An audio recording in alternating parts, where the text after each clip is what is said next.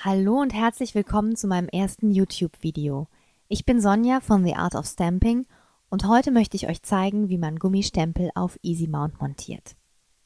Neben unmontierten Gummistempeln braucht ihr dazu einen Fineliner, der idealerweise auf beschichtetem Papier schreibt und schnell trocknet, ein Bastelmesser oder auch Cutter genannt, am besten mit auswechselbaren Klingen, wie diese hier, eine robuste Schere und natürlich EasyMount.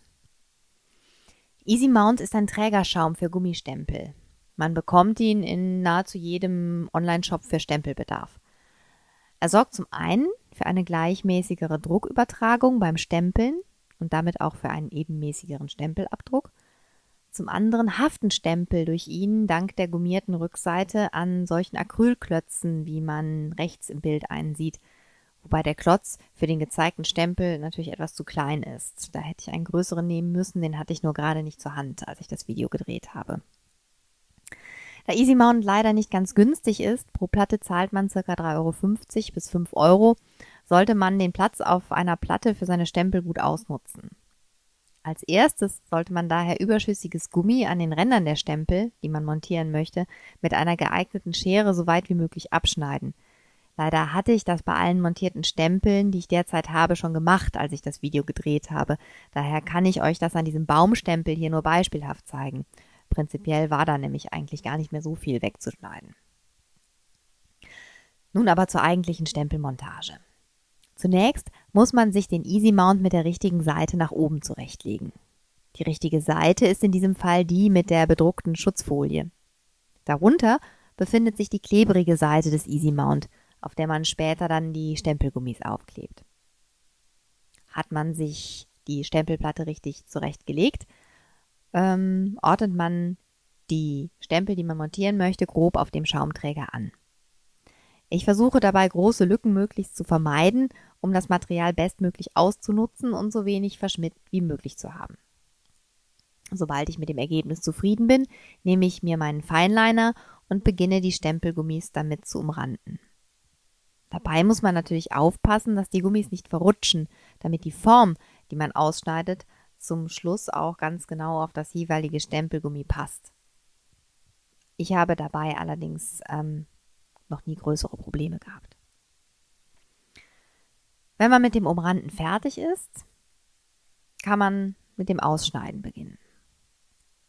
An der Stelle kommt dann auch das Cuttermesser ins Spiel. Viele nehmen zum Montieren der Stempel die Schutzfolie von dem EasyMount ja komplett ab, kleben die Stempelgummis direkt auf den Schaum und schneiden den Schaum dann entlang der Stempelränder aus.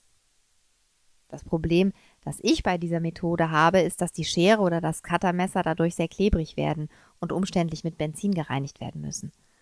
Außerdem klebt man bei dieser Methode mit den Fingern ganz leicht am EasyMount fest. Bei meiner Methode ist das nicht der Fall. Ich verwende zum Ausschneiden des EasyMount immer eine separate Klinge für mein Cuttermesser. Die kann ruhig schon ein bisschen stumpf oder an der Spitze etwas abgebrochen sein. Zum Durchtrennen des Stempelschaums ist das egal. Wichtig ist, dass wenn man anfängt zu schneiden, man beim Führen des Messers ausreichend Druck ausübt. Insbesondere in den Kurven ist das schwierig. Da ist der Schaum zum Schluss oft noch nicht ganz durchtrennt. Ihr seht das jetzt gleich. Hier schneide ich eine gerade Linie. Das geht noch ganz gut und dann komme ich hier an die Kurve. Da muss ich den Schaum erstmal drehen und dann muss ich zum Schneiden des Öfteren mal absetzen, um die Kurve exakt nachzuschneiden. Zum Schluss ist dann der Schaum bzw. die rückseitige Schutzfolie oft noch nicht ganz durchgeschnitten. Ich drehe den Schaum dann abschließend immer erstmal rum. Ihr seht das jetzt gleich. Hier, da versuche ich die Form auszulösen, aber sie hängt halt noch an einigen Stellen fest. Dann drehe ich den Stempelschaum rum und dann sehe ich auch schon direkt, da sind einige Stellen, die ich mit dem Messer überhaupt nicht erwischt habe. Und die ritze ich jetzt hier noch einmal kurz an. Das ist wirklich nur diese Schutzfolie. Den Schaum schneide ich da eigentlich gar nicht mehr ein. Und dann kann ich die Form eigentlich ganz mühelos aus der Platte lösen.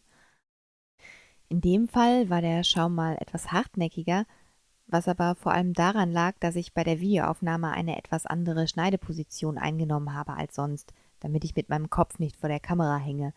Normalerweise bleiben bei mir nicht so viele Schaumstücke undurchschnitten. Ja, wenn ich die Form dann einmal aus dem Schaum gelöst habe, lege ich das Stempelgummi noch einmal kurz auf, um zu sehen, ob wirklich alles passt. Und dann kann ich auch schon mit dem Aufkleben der Stempelgummis beginnen. Das zeige ich euch hier jetzt mal an diesem kleinen süßen Pinguin. Beim Aufkleben muss man sich noch mal ein bisschen konzentrieren, damit das Gummi dann auch richtig angelegt wird. Denn wenn man es einmal aufgeklebt hat, lässt es sich durch diesen starken Kleber nur noch schwer lösen. Ein bisschen Rücken kann man schon und überstehende Ecken kann man nachträglich auch nochmal abschneiden, aber insgesamt sollte man das Gummi schon richtig aufkleben. Zum Schluss streiche ich hier noch ein paar Mal mit den Fingern über die Ränder, damit Kleberückstände abgehen. Und dann kann ich auch schon gucken, ob mein Stempel einsatzbereit ist. Die rückseitige Schutzfolie einmal abziehen, dann den Stempel auf den Acrylklotz drücken und ja, klebt alles bestens. Ja, zum Schluss habe ich noch ein kleines Mini-Candy für euch. Beim Durchgucken meiner unmontierten Stempel ist mir nämlich aufgefallen, dass mir dieses kleine süße Vögelchen hier offenbar zweimal in den Warenkorb gehüpft ist. Da ich es doppelt aber nicht brauchen kann, möchte ich dieses unmontierte Stempelchen zusammen mit einem kleinen Stück Easy Mount jetzt unter euch verlosen. Die genauen Bedingungen dazu erfahrt ihr auf meinem Blog, den ich in der Videobeschreibung unten verlinke.